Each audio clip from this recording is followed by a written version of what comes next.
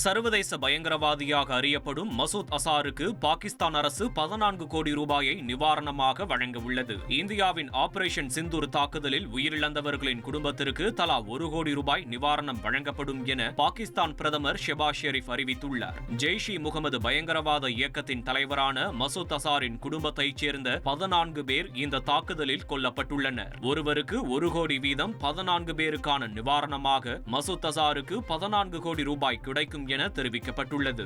அமெரிக்காவின் அழுத்தத்தால் இந்தியாவின் பாதுகாப்பு நலன்கள் அடமானம் வைக்கப்பட்டதா என காங்கிரஸ் பொதுச் செயலாளர் ஜெயராம் ரமேஷ் கேள்வி எழுப்பியுள்ளார். இது தொடர்பாக அவர் வெளியிட்டுள்ள எக்ஸ் தள பதிவில், அமெரிக்காவின் மத்தியஸ்தம் காரணமாகவே இந்தியா பாகிஸ்தான் இடையே நிலவி வந்த சண்டை நிறுத்தப்பட்டதாக ட்ரம்ப் தெரிவித்திருந்தார். இந்நிலையில் இதனை சுட்டிக்காட்டி கருத்து தெரிவித்துள்ள ஜெயராம் ரமேஷ், அமெரிக்காவின் அழுத்தத்தின் காரணமாக இந்தியாவின் பாதுகாப்பு நலன்களை பிரதமரும் வெளியுறவு அமைச்சரும் அடமானம் வைத்தார்களா என கேள்வி எழுப்பியுள்ளார். ஆபரேஷன் சிந்தூர் நடவடிக்கையில் உள்நாட்டிலேயே தயாரிக்கப்பட்ட வான் பாதுகாப்பு அமைப்பான ஆகாஷ்தீர் முக்கிய பங்காற்றியதாக பாரத் எலக்ட்ரானிக்ஸ் நிறுவனம் தெரிவித்துள்ளது. பாகிஸ்தானின் ஆளில்லா விமானங்கள் மற்றும் ஏவுகணைகளை இந்தியாவிலேயே தயாரிக்கப்பட்ட ஆகாஷ் ஏவுகணை உள்ளிட்ட வான் பாதுகாப்பு அமைப்புகள் முறியடித்தன. இதில் ஆகாஷ்தீர் பாதுகாப்பு அமைப்புக்கும் மிக முக்கியமான பங்கு உள்ளதாக கூறியுள்ள பொதுத்துறை நிறுவனமான பாரத் எலக்ட்ரானிக்ஸ் லிமிடெட், ஆகாஷ்தீருடன் ஒருங்கிணைந்த தரைவழி பாதுகாப்பு அமைப்புகள் பாகிஸ்தானின் வான் சாகசங்களுக்கு நரகமாக மாறியது என பெருமிதம் தெரிவித்துள்ளது.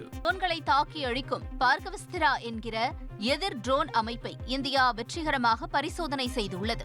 குறைந்த விலையில் தயாரிக்கப்பட்ட இந்த பார்கவஸ்திராவை Solar Defence and Aerospace Limited வடிவமைத்துள்ளது. இந்திய ராணுவத்தின் மூத்த அதிகாரிகள் முன்னிலையில் ஒடிசாவின் கோபால்பூரில் இந்த பார்கவஸ்திரா எதிர் ட்ரோனை வெற்றிகரமாக ஏவி சோதனை செய்துள்ளனர். பெரிய அளவிலான ட்ரோன் தாக்குதல்களை தடுப்பதில் இது முக்கிய பங்கு வகிக்கும் எனவும், ட்ரோன்களை அழிப்பதற்கான செலவை வெகுவாக குறைக்கும் எனவும் தெரிவிக்கப்பட்டுள்ளது. செய்திகளை உடனுக்குடன் தெரிந்து கொள்ள உடனே சப்ஸ்கிரைப் பண்ணுங்க.